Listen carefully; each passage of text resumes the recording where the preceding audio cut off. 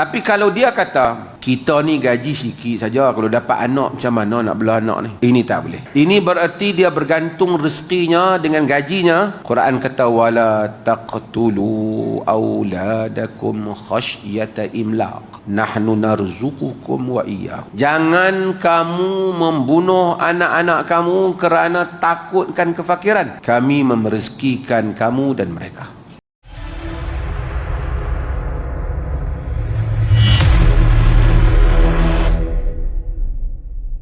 Sekarang ni banyak pasangan muda dalam kalangan orang Islam, kita memilih untuk child free marriage. Antara sebab utamanya faktor ekonomi dan takut anak terabai. Mohon penjelasan Datuk sebagai saudara sesama Islam. Patutkah kita pilih tersebut atau sememangnya hak mereka? Tuan-tuan, ada beberapa perbezaan keadaan yang mesti kita faham dalam hal ini. Yang pertamanya, seseorang memilih untuk menangguhkan ada anak, bukan tak mahu anak. Misalnya dia sedang belajar, takut kalau mengandung sehari terpaksa skip peperiksaan pula. Ataupun dia berada di luar negara, dia takut kalau anak tu lahir di luar negara misalnya, tak boleh nak bawa balik negara dia kerana isu-isu perundangan tertentu dan seumpamanya. Dia memilih untuk merancang supaya dia tak melahirkan anak ketika waktu berkaitan. Itu lain. Itu maksudnya mengelakkan mengandung dalam tempoh tertentu. Di dalam hadis yang diriwayatkan oleh Jabir bin Abdullah, tadi pun hadis Jabir, ni hadis Jabir dalam Sahih Muslim. Dia kata, kunna na'zil wal Qur'anu yanzil. Kami melakukan azal sedangkan Quran itu turun. Azal bermaksud pada zaman dahulu ketika berlaku persetubuhan antara suami dan isteri, sebelum suami mengeluarkan air maninya, dia mencabut kemaluannya keluar daripada faras istrinya, rahim istrinya, supaya air mani itu tidak masuk ke dalam rahim. Dengan itu mengelakkan mengandung. Zaman tu barangkali tak ada kondom, tak ada lagi macam-macam ni. Begitulah cara mereka mengelakkan. Maksud Jabir, kunna na'zil wal Qur'anul yanzil, kami melakukan azal dan Quran itu turun. Maksudnya Quran tak larang.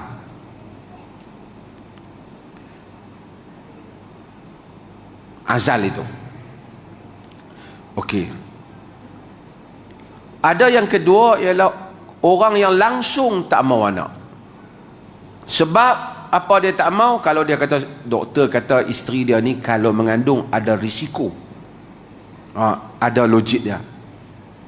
Berdasarkan doktor pakar dan seumpamanya, tak boleh mengandung. Kalau mengandung, dia kemungkinan akan ada risiko-risiko yang dia percaya kepada alasan doktor itu dari segi perubatan. Ada alasan yang munasabah. Tapi kalau dia kata, kita ni gaji sikit saja, kalau dapat anak macam mana nak bela anak ni? Ini tak boleh. Ini bererti dia bergantung rezekinya dengan gajinya. Quran kata, wala taqtulu auladakum khasyata imlaq. Nahnu narzuqukum wa iyyahum.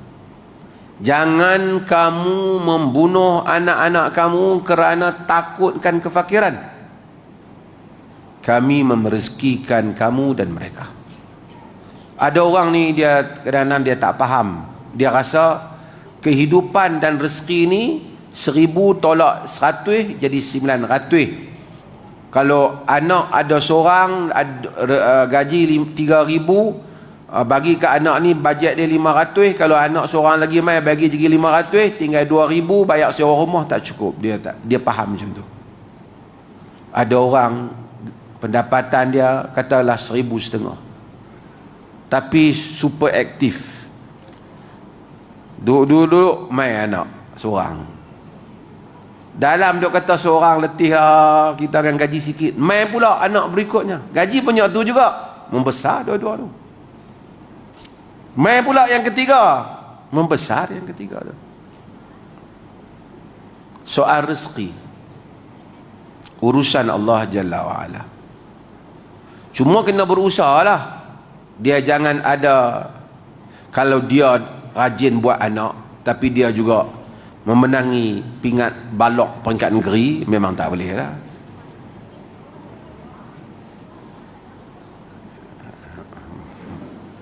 Balok ni apa disebut? Ha? Penjagaan? Oh, saya saja nak menguji keupayaan sastra tuan-tuan. Kalau dia pemalas, culas, itu masalah dia. Tapi kalau dia kerja, dia berikhtiar, Allah memberikan rezekinya. Wa man yattaqillaha yaj'al lahu makhraja wa yarzuqhu min haitsu la yahtasib. Yang ni ramai tuan-tuan kena masukkan dalam diri kita. Allah boleh memberi rezeki dengan jalan yang kita tidak sangka. Kita usaha, kita tawakal kepadanya. Tawakal bukan maksud tawakal lah, tawakal. Allah tahu siapa yang tawakal. Sesiapa yang menyerahkan bulat perasaannya kepada Tuhannya, dia akan melihat keajaiban pertolongan Tuhannya yang dia sangka dan tidak sangka dalam seluruh urusan. Wa man yatawakkal 'ala Allahi fahuwa hasbuh. Sesiapa yang bertawakal pada Allah, cukuplah Allah baginya. Tuan-tuan, perkataan itu senang, tapi bagi memaknai, menjadikan tawakal itu benar-benar berada dalam diri kita, ia tidak senang. Kalau benar tawakal pada Allah, memang Allah akan cukupkan urusan kita. Saya selalu sebut pada diri saya dan tuan-tuan, kalau kita bergantung pada Allah, seluruh dunia bertarung dengan kita, insya-Allah kita menang. Tidak di dunia, di akhirat, tapi kita tidak tewas di sisi mata Allah. Tapi kalau kita tidak bergantung pada Allah, hidup kita bergantung pada keluh kesah, rungutan pandangan, sangkaan manusia, kita akan tewas. Ramai orang walaupun kelihatan macam beragama, tapi gagal untuk menempatkan tawakal dalam dirinya. Gagal. Bila berlaku sesuatu hal, keluh kesah dia. Allah, bila Allah tak tolongku, habislah aku kali ini.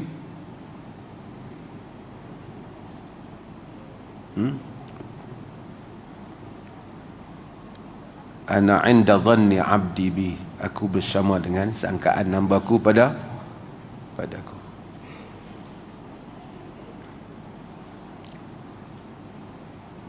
Jadi siapa yang kahwin tak mau anak kerana takut rezeki, haram i'tiqad dia itu, berdosa dia. Hendaklah dia kahwin dan ada anak. Anak adalah rezeki kurniaan Allah Ta'ala. Tadi kita ada apa forum pasal nafkah tadi pun ada forum nafkah. Dalam hadis Nabi kata, khairu afdalu dinarin yanfiquhu ar-rajul dinarun anfaqahu ala ahlihi.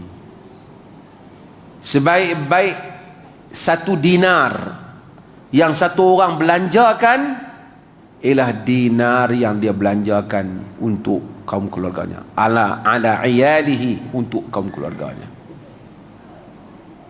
Dinar bubuh dalam tabung masjid untuk bina masjid, duit yang diberikan untuk bina masjid, jihad fi sabilillah, macam-macam, semua itu yang paling afdal yang kita bagi nafkah anak dan isteri kita makan. Itu the best di sisi Tuhan. Bayangkan anak isteri memang kaitan dengan kita. Allah jadikan pahala, itulah pahala yang terbesar.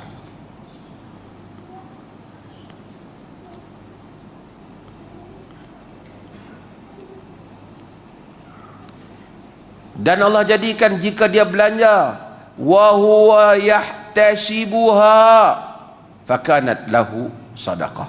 Jika dia belanja untuk isteri, untuk family dia, dan dia harap Allah bagi pahala lah, hari ni kok aku nak 100 beli makanan untuk anak-anak aku, itu baginya adalah sedekah. Nabi kata. Banyak ni bapak-bapak ni tiap hari buat sedekah.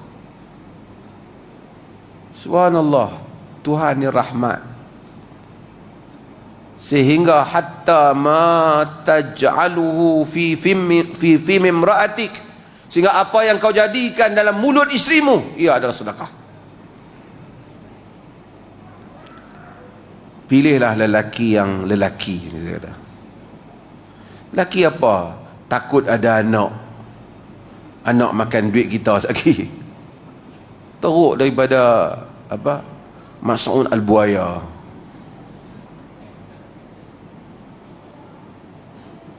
Macam-macam orang fikir. Macam mana? Dia tak tahu hidup ni kebahagiaan dia apa. Nikmat orang ada anak, tengok anak-anak dia membesar, dia beramal, mengajak isteri dan anak-anak bersolat, mengajar mereka hukum hakam agama, mengajak mereka taat kepada Allah dan Rasul. Nikmat. Dapat tersenyum berbicara dengan anak-anak sendiri, zuriat yang akan berdoa kepada dia. Bahkan orang mendoakan agar anak-anak itu bukan saja dengan keluarganya itu di dunia ini, juga di syurga bersama.